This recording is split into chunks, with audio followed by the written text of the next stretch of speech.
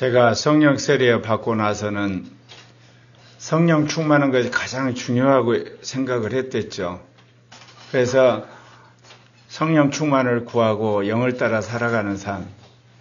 나중에 성령 충만하고 이런 은사를 받은 사람들의 삶을 보면서 저도 깜짝 놀랐어요. 안 변하더라고요. 나도 안 변한 게 있고.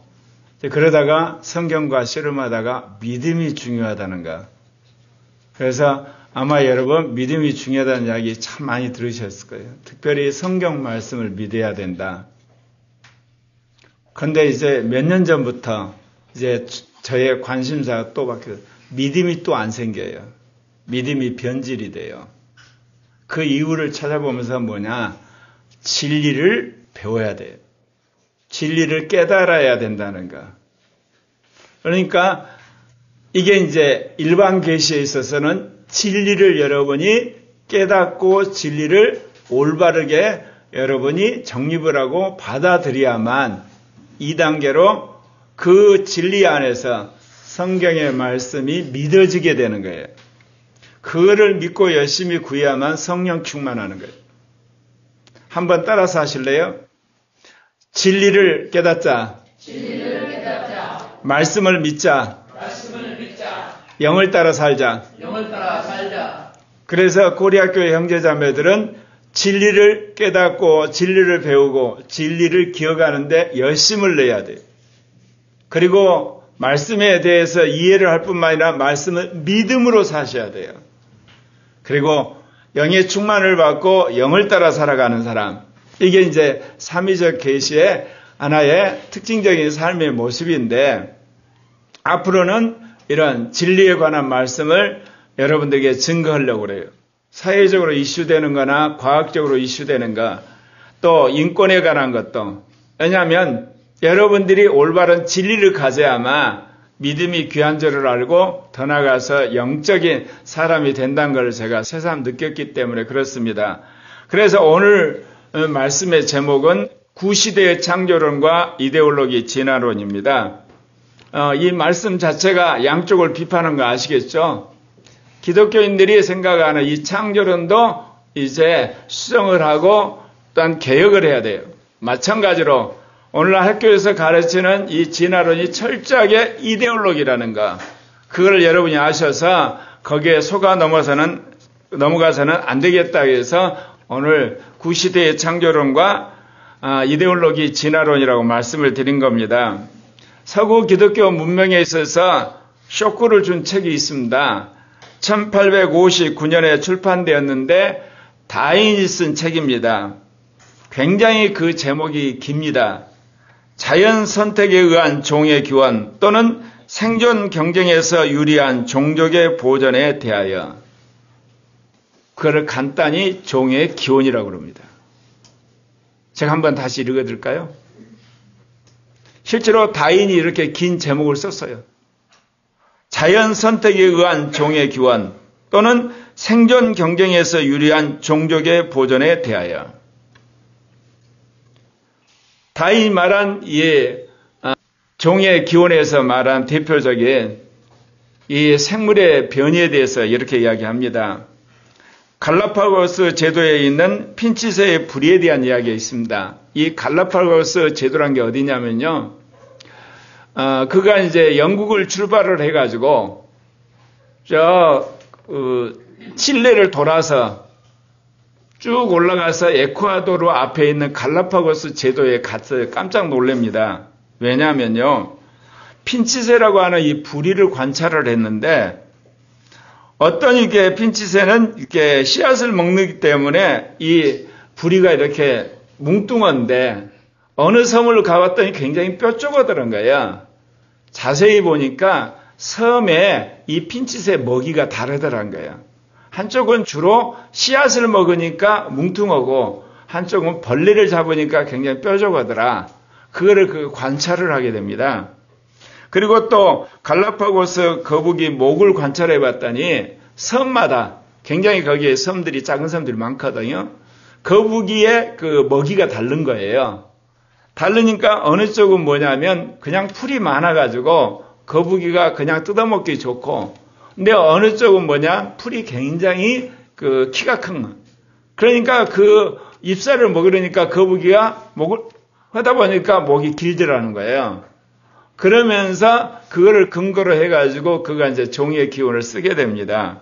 그리고 또 실제로 우리가 키우는 애완동물이 그렇습니다. 우리가 이제 소나 말이나 개, 비둘기 피우잖아요. 이게 사람들이 다 길들인 겁니다. 그래서 사람 친화적인 동물만 키우고 그러지 않는 이런 동물을 잡아먹거나 또는 이제 도태를 시키는 거거든요. 이제 이런 거를 보면서 다인이 뭐냐, 이 종의 기원에서 자연 선택에 따라서 한마디로 살아남은 것만 이제 생존한다는 거죠. 여러분, 실제로 인간에게도 그래요. 황인종하고 백인종하고 흑인종은 여러분, 염색체가 다르지 않아요. 똑같은 인간이거든요. 그런데도 피부 색깔이 다르죠? 그건 뭐냐면 환경에 적응하면서 그 색소가 그쪽이 이렇게 계속 발현이 돼가 유전돼서 그렇게 된 거예요. 이제 이런 것들이 종의 기원 이후로 이제 유전공학과 여러 가지 이 생물학적인 연구를 통해서 드러나게 되는데, 진화론은 다윈 쓴 말이 아니에요. 허버트 스펜서라고 하는 영국의 철학자이자 사회학자가 다윈 이전에 이미 진화론이라는 단어를 썼어요. 사회가 진화한다는 거죠. 인간이 진화한다는 거예요. 근데 이거를 다윈이 쓴 이 종의 기원에다 얹어 붙여버리는 거예요. 그때부터 이데올로기가 되는 거예요. 그러니까 사회 선택에 의해서 살아남은 것, 그게 진화됐다는 거죠. 이제 그래서 이제 우리가 유명한 아메바부터 시작을 해가지고 쭉 공통 조상에 의해서 오늘날 뭐 인간, 침팬지, 뭐 코끼리 할 것 없이 다 공통 조상이 있다는 진화론 개념으로 굳어진 거예요. 이데올로기가 된 거예요. 그래서 여러분, 이 진화 이야기하면 무엇보다 두 가지를 딱 아셔야 돼요. 어떤 종이 있으면 그 종이 살아남기 위해서 나름대로 환경에 대해서 자기 나름대로 적응을 하거든요. 그걸 변이라고 그래요. 실제로 우리 안에 있는 염색체가 돌연변이 하면서 바뀌어져요. 그래서 변이를 해야 되는 거예요. 그래서 말씀드린 것처럼 황인종, 흑인종, 백인종, 환경에 따라 피부가 그렇게 변이가 일어나는 거예요. 아까 말한 핀칫의 부리도 뾰족한 거, 뭉퉁한 거, 변이가 일어난 거고, 그리고 아까 거북이 못도 하나는 아주 긴 거, 짧은 거, 이것도 변이가 일어난 건데, 종이 바뀌는 건 아니에요. 예, 종이 출현하려면 이거는 하나님이 개입을 하셔야 되는데, 그 증거가 없어요. 과학적으로는. 그런데 이 유전을 연구한 사람들이나 또는 이 생태계를 연구한 사람들이 진화론이라고는 이데올로기를 얹어붙인 거예요. 뭐냐면 변이가 뭐로 바뀐다? 종을 만들어낼 수 있다고 그렇게 이데올로기로 만든 거예요. 침팬지가 변하면 사람이 될 수 있다고 이야기를 해버린 거예요. 말하자면 예를 들면 새가 변형이 되면 얼마든지 파충류가 될 수 있는 거예요. 말하자면 종과 종을 뛰어넘을 수 있다고 생각한 거예요. 여러분, 종의 변이는 과학적인 거예요. 받아들이셔야 돼요. 그러나 한 종이 다른 종으로 뛰어넘을 수가 없어요. 그 증거도 없어요. 과학적으로. 그런데 실은 우리 안에 뭐로 다가오죠? 한 종이 다른 종으로 바꿀 수 있다고는 진화론적인 생각이 더 강해요. 종의 변이보다. 그래서 이데올로기라 그러는 겁니다. 다윈이 쓴 종의 기원의 핵심적인 내용은 이렇습니다. 생물은 변할 수 있다는 겁니다. 생물이 시간이 지나면 조금씩 달라진다. 맞는 이야기입니다. 두 번째는 자연 선택이 일어난다. 맞습니다. 살기에 좋은 특징을 가진 생물만 살아남고 그런 특징을 가진 생물만 새끼를 낳을 수가 있습니다. 이것도 맞는 이야기입니다. 적응이 참 중요하다. 환경에 잘 맞게 변한 생물이 더 오래 살고 또한 그 번식한다. 이 말도 맞아요. 그리고 변화는 천천히 일어난다. 아주 오랜 시간에 조금씩 바뀌더라. 이 말도 맞아요.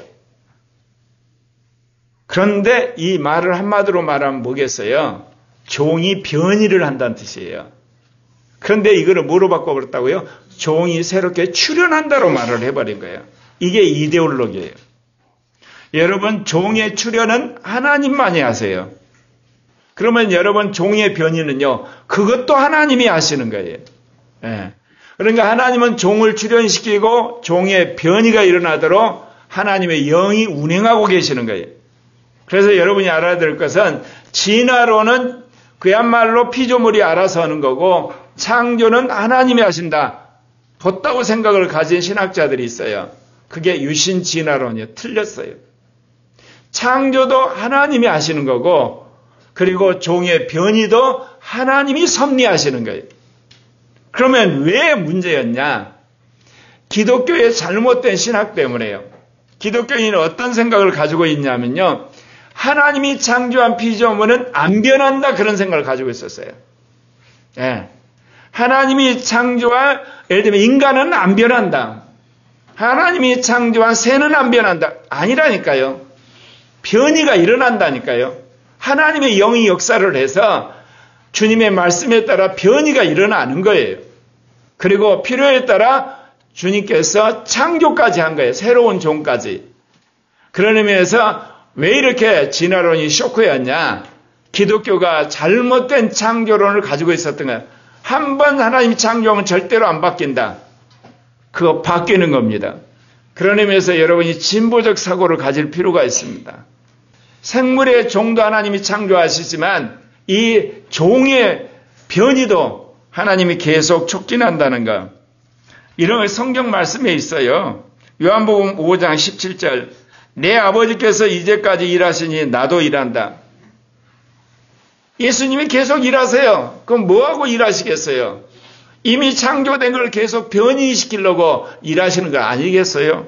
그리고 골로새 1장 17절에 그는 만물보다 먼저 계시고 만물이 그 안에 함께 서 있다. 그리스도가 만물과 함께 하신 이유가 뭐겠어요? 만물의 변화를 주도하시고 그 만물의 모든 것들을 이제 당신께서 생존하게 하고 또한 퇴화시키는 일을 주님이 하시는 거예요. 또 히브리서 1장 3절에 그는 그의 능력의 말씀으로 만물을 붙으신다. 예, 주님이 말씀으로 이 모든 종의 변이와 종의 출현을 주관하고 계시는 거예요. 그래서 하나님이 창조된 건 그대로 있다고 하나 잘못된 구시대적인 창조론 여러분 믿으시면 안 돼요. 하나님께서는 새로운 종도 창조를 하시지만 그 종의 변이도 주관하신다는 걸 믿으시기를 바랍니다. 하나님은 세상을 창조하셨고 지금도 세상의 변화와 생명들을 섬세하게 인도하고 계십니다. 그래서 여러분이 성서적인 새로운 창조론과 새로운 생물학적인 지식을 가지셔야만 되는 겁니다. 제가 진화론이라는 말을 안 쓴 이유를 아시겠죠? 정 쓰시고 싶으면 여러분 변이론이라고 쓰는 것이 과학적인 언어입니다. 그 이후로 복음적인 기독교인들이 지금까지 이제 창조를 붙들고 진화론과 싸우고 있어요. 그런데 그들이 붙들고 있는 이 창조론이 구시대적이에요. 진화론은 말도 안 되는 인본적인 이데올로기고 말하자면 뭐냐? 둘이 헛개비끼리 싸운 거예요. 구시대적인 창조론하고 한마디로 인본주의적인 이데올로기에 대한 진화론이 서로 싸우고 있는 거예요. 나는 코리아 교회 안에서 정말 이런 훌륭한 생물학자가 나와서 참된 변이론과 참된 창조론을 결합시키는 새로운 생물학을 만드는 그런 과학자가 나와서 노벨상도 탔으면 합니다. 그래서 오늘 여러분들에게 성경에 나와 있는 삼위일체 하나님의 3단계 창조에 대해서 말씀드리려고 그래요.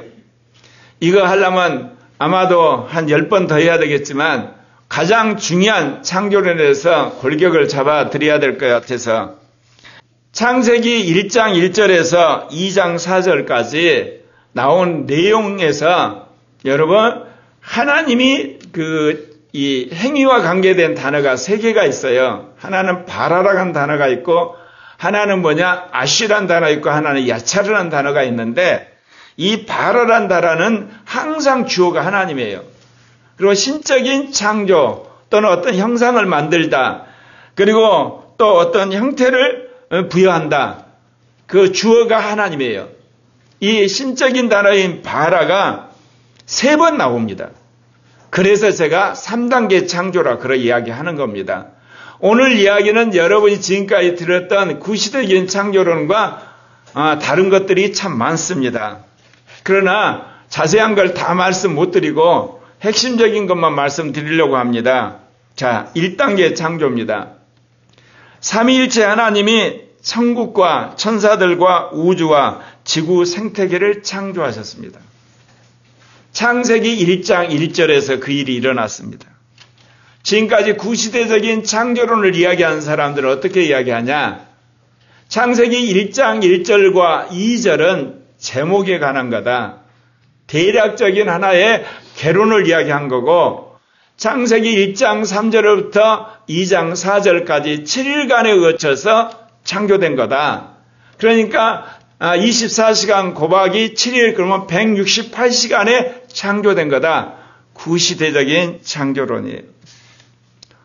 성서적으로 근거도 없고 그렇다고 믿었던 거예요. 왜냐하면 사람들이 지동설이 나오기 전까지 기독교인은 뭐를 믿었어요?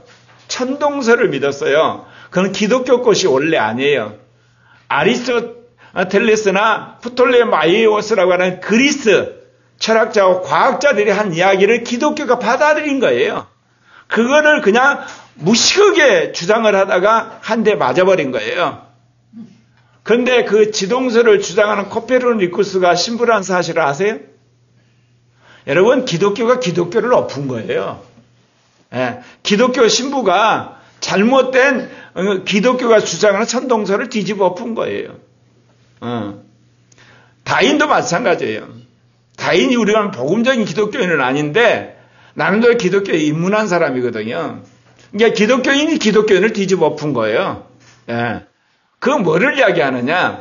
구시대적인 창조론을 가지고 있으면 하나님이 새로운 그리스도인들을 통해서 새로운 어떤 창조론을 주장해서 옛날 것을 뒤집어 엎고 새롭게 정진하게 하시는 겁니다. 예. 태초에 하나님이 천지를 창조하시니라. 시편 33편 6절에 보면 여호와의 말씀으로 하늘이 지음이 되었으며 그 만상을 그의 입의 기운으로 이루었도다. 말씀으로 하늘을 만든 다음에 하나님의 영이 그 모든 모양을 지었다고 이야기해요. 삼위일체 하나님이 작정하시면 말씀이 그거를 선포를 하게 되면 하나님의 영이 그걸 만들었는데 가장 먼저 만든 것이 하늘들의 하늘 천국이었어요. 욥기서 38장 4절에 보면 내가 땅에 기초를 놓을 때 너가 어디 있었느냐? 내가 깨달아 알거든 말할지니라. 욥기서 38장 7절에 그때의 새벽별들이 기뻐 노래하며 하나님의 아들들이 다 기뻐 소리를 질렀느니라. 이것은 하나님이 바람결에 욥에게 나타나서 그 이야기하는 거거든요. 내가 땅에 기초를 놓을 때 지구 너가 어디 있었는데 그렇게 아는 체 하냐? 그러면서 새벽별들이 내가 이 땅에 기초를 놓을 때 박수를 치면서 찬양을 했다. 자, 여기서 드러난 건 뭐냐? 하나님이 하늘을 먼저 창조했어요. 천국을. 그 다음에 지구를 창조했다는 거예요. 순서를 지금 이야기하려는 거예요. 그러니까 천국을 만들고 천사들을 만드니까 그 천사들이 하나님이 지구 만든 걸 보고 너무 아름다워서 찬양을 하고 그 기뻐서 지금 박수친 이야기를 하는 겁니다. 그래서 여러분 창세기 1장 1절에 굉장히 짧은 구절인데 거기에 천국을 만들고 우주를 만들고 지구까지 만들었어요. 그 사이에 천사들까지 만들었습니다. 골로새서 1장 16절 17절을 보면 만물이 그리스도로 말미암아 창조되는데 하늘과 땅에서 보이는 들과 보이지 않는 것들 그리고 보좌들이나 주관들이나 정사들이나 권세들이나 이거 전부 다 뭐를 말하나요? 천사장과 천사들을 말하는 거예요. 지금 이게 다 그런 거거든요. 이게 그리고 나서 만물이 그로 말미암고 그를 위해 창조되었고 또한 그가 만물보다 먼저 계시고 만물이 그와 함께 섰느니라. 예, 여러분 천사장과 천사를 만드셨어요. 그리고 만물을 만들었어요. 누구를 위해? 그리스도를 위해서. 그리고 그리스도 함께 있는 거거든요. 예, 느헤미야 9장 6절에 보면 오직 주는 여호와시라. 하늘들의 하늘과 1월 성신과 땅과 땅 위의 만물과 바다와 그 가운데 모든 것을 지으시고 다 보존하시니 오직 천군이 주께 경배하나이다. 하늘이 나오고 하늘들의 하늘이 나오죠. 예. 그리고 어때요? 1월 성신, 우주에 있는 1월 성신이 나오고, 그 다음에 땅이 나오고, 땅 위에 만물이 나오고, 바다가 나오고, 그리고 천군이라고 한 천사 이야기가 나옵니다. 이 모든 것들을 삼위일체 하나님이 지으셨다, 그 이야기입니다. 네. 지으셨는데 무슨 일이 벌어졌냐? 두 번째, 삼위일체 하나님이 반역한 천사장과 천사들과 더럽혀진 우주와 지구 생태를 심판을 해버리셨어요. 네. 이게 어디에 나오냐? 창세기 1장 2절에 짤막하게 한 줄 나와요, 이게. 땅이 혼돈하고 공허하며 흑암이 깊음 위에 있고 하나님이 영이 수면에 운행하시니라. 여기서 땅은 지구를 말해요. 지구가 등장했다는 이야기는 지구가 이미 만들어졌다는 이야기죠? 그래요. 만들어진 거예요. 이미. 창세기 1장 1절에서. 하늘들의 하늘인 천국이 만들어지고 하늘들이 만들어지고 그 다음에 이 지구가 만들어졌댔어요. 그리고 그거를 천사장과 천사들한테 관리하라고 맡겼어요. 그 천사장이 누구냐? 루시퍼예요. 루시퍼 휘하여 수많은 천사들에게 이 지구뿐만 아니라 이 우주의 1월 성신을 다스리라고 주님께서 권세를 주셨어요. 근데 그가 반역을 한 거예요. 그래서 주님이 창조한 이 지구뿐만 아니라 이 하늘들이 더럽혀진 거예요. 그래서 하나님이 심판을 해버렸어요. 그래서 빙하기가 온 거예요. 그래서 흔히 우리가 말한 지질학에서 말하는 빙하기 과학적으로 맞는 이야기예요, 여러분. 예. 빙하기가 왔는데 그 빙하기가 녹으면 뭐가 되죠? 물이. 그래서 1장 2절에 지구를 엄청나게 많은 물이 둘러싸고 있었던 거예요. 그래서 지구는 이제 완전히 초토화가 돼서 여기 말한 것처럼 혼돈하고 공허해서 다 없어져 버렸고 하나님 심판해버리고 거기를 물이 이렇게 두껍게 싸고 있었던 거예요. 거기를 하나님의 영이 운행하시면서 이제 7일간에 걸쳐서 지구 생태계를 다시 창조하는 일을 시작하시기 전이에요. 이사야 45장 7절에 보면 나는 빛도 짓고 어둠도 창조하며 나는 평안도 짓고 환난도 창조하나니 나는 여호와라. 이 모든 일을 행하는 자니라 하였노라. 여러분, 이 창세기 1장 2절 자세히 보면 어때요? 벌써 땅이 나오죠. 그 다음에 흑암이 나와요. 깊음이 나와요. 물이 나와요. 이미 창세기 1장 1절에서 다 만들어졌던 거예요. 그런데 이 천사장과 천사와 그리고 그들이 반역함으로 이 우주와 지구가 더럽혀지니까 하나님이 심판한 걸 지금 말하는 겁니다, 이게. 예. 에스겔서 28장을 여러분 보게 되면 원래 두로왕에 대한 이야기인데 13절에 보면 두로왕하고는 아무 상관이 없는 내용이 나와요. 뭐라고 이야기하냐면 너가 옛적에 하나님의 동산 에덴에 있었다. 아니 두로왕이 무슨 하나님의 동산 에덴에 있나요? 교만한 두로왕을 빙자를 해서 사단에 대해서 여기서 이야기하고 있는 겁니다. 아담이 있었던 에덴이 아니에요. 여러분, 땅에도 에덴이 있었지만 하늘에도 에덴이 있어요. 여러분, 땅에 예루살렘이 있지만 또 어디도 있죠? 하늘에도 예루살렘이 있어요. 그래서 영적인 중요한 포스트는 땅에도 있지만 하늘에도 있는 거거든요. 이 하늘에 있는 에덴 동산에 있었던 천사장을 말하는 겁니다. 즉 하늘에 있는 하나님의 성산에 있었어요. 에스겔서 28장 14절에 보면 너는 기름 부음을 받고 지키는 그룹이며 내가 너를 세우면 너가 하나님의 성산에 있어서 불타는 돌들 사이에 왕래하였도다. 사탄은 왕적인 권세를 가진 천사장이었어요. 그렇기 때문에 예수님도 그를 가르쳐 세상의 임금이라고 그랬어요. 그리고 사도들도 공중에 권세 잡은 임금이라는 거예요. 여러분, 이 사단은 굉장히 힘이 센, 그리고 지능적인, 그리고 천사들을 거느리는 그런 일세 왕적인 그런 천사장이었습니다. 누가복음 4장 5절 6절에 보면 예수님이 그 이야기를 합니다. 마귀가 또 예수님을 이끌고 올라가서 순식간에 천하만국을 보이며 가로되 이 모든 권세와 그 영광을 내가 내게 주리라.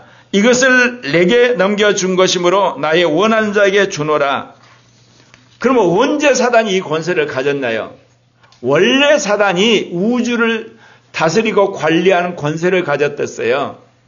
근데 그거를 뺏으려고 주님이 창조한 피조물이 있어요. 인간이에요. 근데 인간이 범죄함으로 또 넘겨줘 버린 거예요. 그래서 이 우주와 지구와 인간을 장악한 권세를 사단이 합법적으로 가지게 된 겁니다.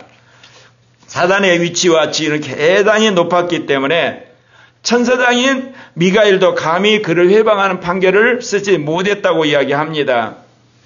여러분, 계시록 12장 3절에 보면 하늘에서 큰 붉은 용이 있어 머리가 7이요 뿔이 10이라. 그 여러 머리에 7 왕관이 있는데 그 꼬리가 하늘의 별 3분의 1을 끌어다가 땅에 던지리라. 여러분, 사단의 휘하에 있는 악령이 얼마나 된다고요? 천사들의 3분의 1이에요. 그래서 제가 추정한 건데 하나님이 부린 천사장이 3명이 있었는데 가브리엘과 미가엘과 루시퍼, 나는 그렇게 생각을 해요. 그래서 각각 천사들 3분의 1씩, 하나는 천사, 하나는 천군, 또 하나는 이제 영적인 존재라고 했는데, 그러면 보건대 이 루시퍼가 해야 될 일이 뭐냐? 아마도요, 추정한데 이 지구를 관리하고 우주를 관리하고 그리고 하나님의 성산에 있는 그런 천사장이었다는 거죠. 그런데 그가 천사들과 더불어 3분의 1 천사들로서 우주의 모든 것과 지구를 완전히 장악을 하고 더럽혀버린 거예요. 그래서 하나님이 분노해서 이 우주와 지구를 심판을 했어요. 그게 빙하기고 그것 때문에 결국은 어떻게 됐냐? 이 지구가 이제 혼돈과 공허와 완전히 물속에 뒤덮이게 되었다는 거죠. 예. 그래서 말씀드린 것처럼 지구가 공허하고 혼돈하고 그리고 흑암이 이 기쁨이란 것은 무저갱이라고 하는 귀신들의 감옥을 말해요. 감옥 위에 있었고 하나님의 영이 물 위에 운행하더라. 이게 하나님이 천사장과 천사와 그리고 거기에 있는 모든 우주 만물과 지구를 심판한 겁니다. 그래서 이제 2단계 창조를 하십니다. 삼위일체 하나님이 식물 생태계를 조성하고 동물들을 창조하셨습니다. 여러분, 구시대적인 창조론을 이야기하는 사람들이 어쩌죠? 성경 말씀은 나는 믿어. 하나님의 1.1핵도 변함이 없어. 그러니까 7일 하루에 24시간 168시간에 그 모든 걸 창조하신 거야. 그렇게 주장하면서 나는 정말 성경을 잘 믿는 아주 이게 신령한 크리스찬이야. 너 구시대적인 크리스찬이에요. 여러분 168시간에 안 만드셨어요. 그럼 언제 만드셨어요? 나도 몰라. 아닌 거는 명확하게 말할 수가 있어요. 창세기 2장 4절에요. 이것이 천지가 창조될 때 하늘과 땅의 계보들이다. 대략이란 말을 하는데 원래 계보란 뜻이에요. 창세기 5장 1절에 이거는 아담의 계보를 적은 책이다. 계보란 단어. 똑같은 단어예요. 창세기 6장 9절에 이것은 노아의 족본이라. 족보. 창세기 10장 1절에 노아와 아들 셈과 함과 야벳의 족보가 이러하니라. 창세기 11장 10절에 셈의 족보는 이러하니라. 그러니까 창세기 1장 3절부터 2장 3절까지가 뭐냐? 하늘과 땅들의 족보를 써놓은 거예요. 족보. 계보. 세대를 써놓은 거예요. 그렇지 그게 우리로 말하면 7일 동안 24시간 고백에서 168시간 동안 우리가 말하는 과학적으로 그것이 창조됐다 그 이야기 하려고 한 거 아니라는 거예요. 한마디로 하나님의 창조의 순서, 세대를 그냥 써놓은 것이에요. 근데 그거를 168시간에 창조됐다고 이야기를 하니 사람들이 꼴통보수라고 그래서 사람들이 비난을 해도 할 말이 없어요. 네. 그러면 이거 보십시다. 첫째 날 하나님이 빛을 만드셨죠. 그래서 낮과 밤을 나누셨다고 그랬죠. 물어볼게요. 밤을 창조했다는 단어가 나오나요? 안 나와요. 이미 밤이었어요. 빛을 만들어서 낮과 밤을 나눈 거예요, 여러분. 네.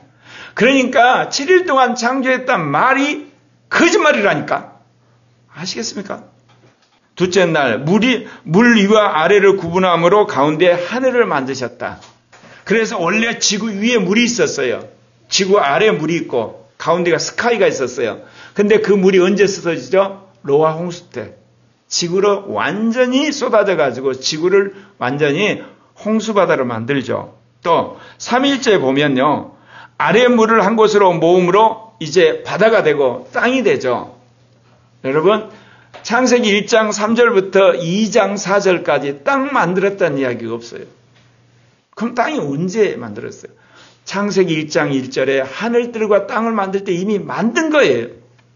여러분 7일 창조하는 거 이것 거짓말이에요. 구시대 창조론이에요. 3일째 될 때 식물이 자라게 했다고 그랬죠. 4일째 하늘의 해와 달과 별이 비추게 하셨으며 낮과 밤과 계절과 시간을 구분하셨다. 이때 해와 달과 별이 만들어진 게 아니에요. 해와 달과 별이 지구에 비춰진 거예요. 왜냐하면 지구를 지금 뭐가 싸고 있어요? 위에 있는 물, 그 다음에 스카이, 아래에 있는 물이 싸고 있어요. 수증기가 싸고 있는데 드디어 해와 달과 별이 그걸 뚫고 지상에 빛을 비치기 시작했다는 거예요. 그 뭐를 보면 아냐면요. 3일째 식물이 자란다 그랬거든요. 빛이 없으면 식물이 자라나요? 다 죽어요. 이미 빛이 비치고 있었던 거예요. 희미하게. 그러나 이제는 해와 달과 별이 확실하게 지상에 비춤으로 이제는 낮과 밤이 명확하게 지상에 있는 사람들이 느끼는 거예요. 지상에 있는 사람들이. 그리고 계절도 느끼고 시간을 구분하게 됐어요. 5일째 드디어 바다와 공중의 각종 물고기와 새를 만들었는데 이때 창조라는 단어를 써요. 창세기 1장 21절에 하나님이 큰 바다 짐승들과 물에서 번성하여 움직이는 모든 생물을 그 종류대로 날개 있는 모든 새를 그 종류대로 창조하시니 하나님 보시기에 좋았더라. 이게서 바라는 단어를 써요. 그때 지금까지 보도 듣도 못한 그런 새로운 생물이 만들어졌다는 게 동물이. 예, 그렇습니다. 여러분 식물에는 핵이 있고 미토콘드리아가 있고 또한 엽록체가 있어요. 그래서 엽록체가 물과 이산화탄소와 빛을 합성해서 광합성을 해요. 예. 이 한마디로 탄수화물 만들어내는 거거든요. 그것 때문에 식물이 자라요. 그런데 동물에는 핵과 미토콘드리아뿐이 없어요. 말하자면 엽록체가 없는 거예요. 그러니까 어쩔 수 없이 동물은 누구를 먹어야 돼요? 식물을 먹으면 성서적으로 했어요. 주님이 인간과 동물에게 식물을 먹으라고 그랬어요. 이게 성경적으로 맞는 거고 과학적으로도 증명이 된 겁니다. 예. 그러면 왜 동물은 이렇게 말하자면 엽록체가 없을까요? 여러분, 엽록체가 있어서 광합성을 하려면 햇빛을 많이 받아야 돼요. 그러면 여러분 아침 일어나서 저녁 때까지 여러분 옥상 위에 딱 있어야 돼요. 왜? 엽록체에서 광합성을 해야 되니까. 근데 동물의 특징이 뭐예요? 돌아다니는 거야. 그러니까 하나님이 얼마나 합리적이세요. 그래서 너는 식물을 잡아먹어 그랬어요. 식물을 잡아먹어. 나중에 어떠죠? 인간이 죄를 지음으로 소산이 적어지니까 동물도 잡아먹어 그랬지만 나중에 예, 그렇습니다. 이제 3단계 창조입니다. 3일째 하나님이 그리스도를 따라서 남자와 여자를 창조하셔서 만물을 다스리게 하셨어요. 여러분 에베소 1장 4절부터 5절에 곧 창세전에 그리스도 안에서 우리를 택하사 우리로 사랑 안에서 그 앞에 거룩하고 흠이 없게 하시려고 그 기쁘신 뜻대로 우리를 예정하사 예수 그리스도로 말미암아 자기 아들들이 되게 하셨으니 여러분 진화해서 인간이 된 게 아니라니까요. 창세 전부터 아예 인간을 만들 계획을 만들고 하늘들과 그리고 이 하늘과 그 다음에 천사들과 지구를 만들고 그런데 천사장과 이 천사들이 반역한 것 때문에 하나님 그걸 싹 쓸어버리고 다시금 이 7일 동안에 여기서 7일이라는 것은 중동에 있어서 7일 완전 숫자예요. 이 7일간에 걸쳐서 지구 생태계하고 동물을 먼저 만든 다음에 마지막 이제 드디어 하나님이 기뻐하시는 인간을 만드신 거예요. 그러면서 인간으로 하여금 만물을 다스려라. 특별히 땅을 정복하라는 이야기를 했어요. 근데 여러분이 잘 아는 것처럼 에덴 동산에 있는 하와 아담이 영생할 수 있는 생명나무 열매는 안 먹고 죽음을 가져오는 선악과를 따먹음으로 죽음이 들어와 버렸어요. 죄를 짓게 되고. 그래 쫓겨나죠. 예, 쫓겨나는데요. 여기 보게 되면 창세기 3장 14절에 뭐라고 주님이 뱀한테 이야기하냐면 여호와 하나님이 뱀에게 이르시되 너가 이렇게 하였으니 너가 모든 가축과 들의 모든 짐승보다 더욱 저주를 받아 배로 다니고 살아있는 동안 흙을 먹을지니라. 여러분 이거 지금 뱀한테 한 이야기거든요. 근데 그 뱀 안에 뭐가 있죠? 사단이 있어요. 그러니까 사단은 한마디로 배로 다니고 흙을 먹으라고 그랬어요. 사단이 흙을 계속 먹게 되면 지구에 있는 흙이 다 사단한테 들어가 있겠죠? 사단한테 흙을 먹으라는 이유가 뭘까요? 인간의 몸을 지배할 권리를 주신 거예요. 그래서 귀신이 우리 몸 안에 들어와요. 그리고 우리 몸 안에 있는 육신을 통해서 우리를 미혹할 수 있는 권한이 합법적으로 사단한테 있는 거예요. 그런데 여러분이 한 가지 기억하실 게 있어요. 창세기 1장 28절에 하나님이 다 하시는 분이에요. 하나님이 그들에게 복을 주시며 하나님이 그들에게 이르시되 생육하고 번성하여 땅에 충만하라. 땅을 정복하라. 바다의 물고기와 하늘의 새와 땅에 움직이는 모든 생물을 다스리라. 땅을 정복하란 말이 갑자기 나와요. 아니 뭐가 있기 때문에 땅을 정복하냐고. 땅을 정복한다는 이야기는 누구도 정복한다는 이야기예요. 사단도 정복한다는 이야기예요. 네. 그런 존재로 인간을 만드신 거예요, 주님이.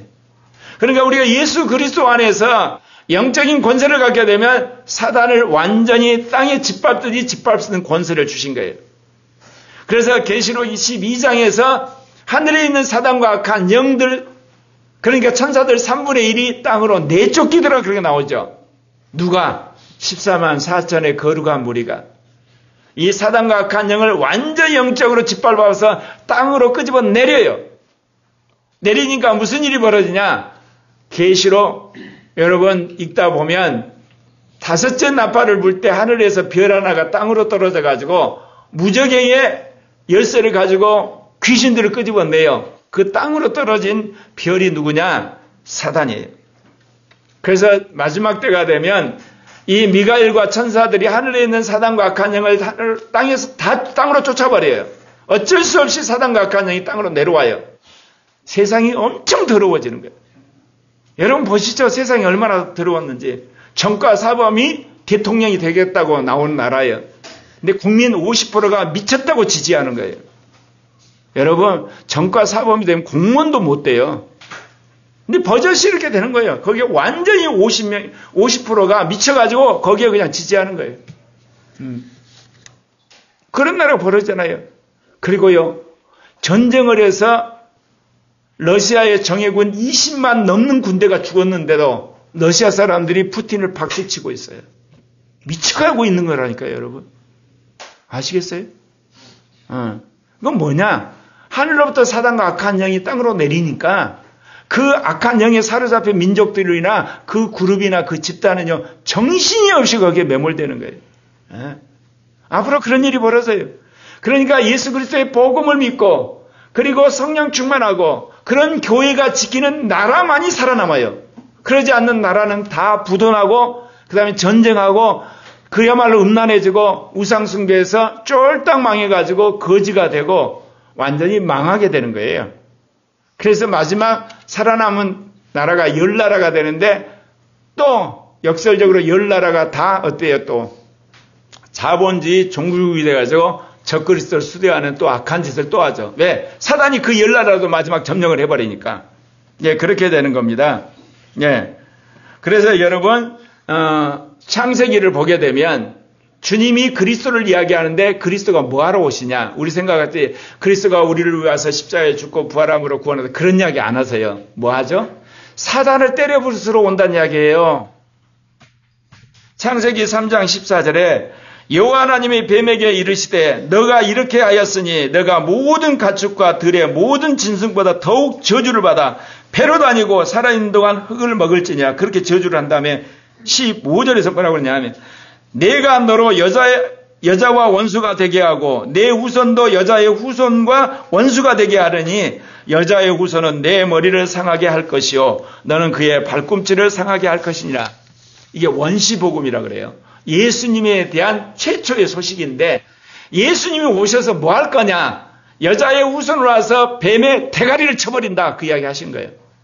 사단의 권세를 깨뜨리겠다는 이야기 하는 거예요. 구속 이야기 하는 게 아니에요. 하나님의 목적, 그리스도의 목적의 가장 첫 번째 목적이 뭔지 아세요? 사단과 악한 영을 전부 다 지옥불에 집어넣는 거예요.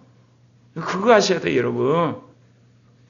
어떻게든지 이 사단과 악한 영을 지옥불에 집어넣을까? 근데 사단과 악한 영에 누구에게 언거 붙어 있어요? 여러분의 생각에 붙어 있어요. 여러분의 가치관에 붙어 있어요. 여러분이 가지고 있는 욕심에 언거 붙어 있는 거예요. 그러니까 하나님이 방법이 없잖아요. 그래서 복음으로 떼내는 거예요. 그래서 떼내는 여러분이 이길 수가 없으니까 성령이 들어오셔서 싸우게 하시는데 성령을 받아도 돼요. I love 사탄. 그러면 망하는 거예요, 여러분. 성경을 믿어도 결국은 I love 사탄. 그러면 망한다니까요. 여러분 완전히 사단에게서 여러분 도망 나오셔야 돼요. 그게 성화예요. 그게 순종이에요. 그게 진실함이에요. 근데 교회가 이걸 안 가르쳐요. 반쪽만 가르치는 거야. 예수 믿고 구원받았다. 누구 마음대로 구원인데 성령이 나 모른다 하면 끝난다니까. 주님이 난 너 몰라 그럼 끝나는 거예요, 여러분. 주관적으로 사람들을 쇠뇌시켜서 구원론팔이 하고 있는 거예요, 교회가. 정말입니다. 여러분 구원의 확신은 성령이 주시는 거예요. 주님이 주시는 거, 하나님이 주시는 거, 여러분이 만드는 거 아니야. 여러분 스스로 쇠뇌우시면 안 돼요. 그래서 주님이 말씀하신 게 바로 그런 겁니다. 그리고 우리가 창세기 22장에 보면 아브라함이 이삭을 드렸을 때 뭐라고 한 줄 아세요? 내시가 대적의 문을 차지한단 말을 해요. 대적이 누구예요? 사단의 문을 차지하는 거예요. 사단의 왕국을 한마디로 말 깨뜨릴 거다. 그러니까 창세기에서 그리스도에 대한 예언이 참 두 군데 나오는데 바로 창세기 3장에서 뱀의 대가리를 깨뜨린다고 나왔고 22장에서는 원수의 문을 차지한다고 그랬어요. 하나님의 가장 목적이 뭐예요? 그리스도를 보내서 사단을 완전히 멸하는 데 있어요. 근데 그 과정에 부수로 확실히 따라가야 될 게 뭐겠어요? 원래 당신이 계획한 인간을 구원하는 일이에요. 그래서 인간 구원에 대한 명확한 계시는 언제 드러나냐? 출애굽할 때 드러나요. 그때서 이제 말씀하시는 거예요. 그리고 그를 실현한 분이 예수 그리스도세요. 그러니까 여러분 사단과 악한 영에 속지 않으려면 예수 그리스도의 십자가 피를 믿어야 되고 성령 안에서 완전히 오죽음 오신생을 사셔야 되는 거예요. 그래야만 이기는 자가 되는 거예요. 그러지 않으면 여러분 구원에 대해서 어느 누구도 보장을 못해요. 자기 스스로 쇠뇌면서 하는 거예요, 그냥. 그러니까 주님이 마지막 날 어때요? 주의 이름으로 선지자들로 주의 이름으로 귀신을 쫓고 주의 이름으로 능력 행하는데 난 너 몰라 그랬어요. 그때 주님이 하신 이야기 있죠. 불법을 행하는 자야. 내가 여러분한테 그렇게 이야기를 해요. 이성이 하나님의 법을 세우고 마음에 하나님의 법을 세우고 영의 법으로 살아가는데 아직도 예배 법 하나를 못 새겨요. 그러면서 자기가 구원받았다고요? 물론 그러겠죠. 마지막 회개하면 주님이 구원하실 수도 있어. 그러나 주님이 말씀하신 거룩한 자 14만 4천에 첫째 부활에 못 들어가. 못 들어가 여러분. 주님이 저에게 코리아 교회에게 무슨 말씀을 주셨나요? 사단을 발등상되게 하는 14만 4천의 군대를 세우라는 것. 거룩한 하나님의 사람들을 세우라는 것. 그들이 그리스도가 19장에서 혼인 약혼식을 할 때 하는 신부가 되는 거예요, 여러분. 사랑하는 형제 자매 여러분, 진화론이라는 말을 쓰고 싶거든 변이론이라고 하세요. 그 말이 좀 생소하면 현대 생물학이라고 쓰시면 돼요. 진화론이라고 쓸 때 여러분도 거기에 동조자가 되는 거예요. 말하자면 무에서 유가 나오고 유에서 생물이 나오고 생물이 인간이 나온 진화론을 여러분이 인정하는 꼴이 되는 거예요.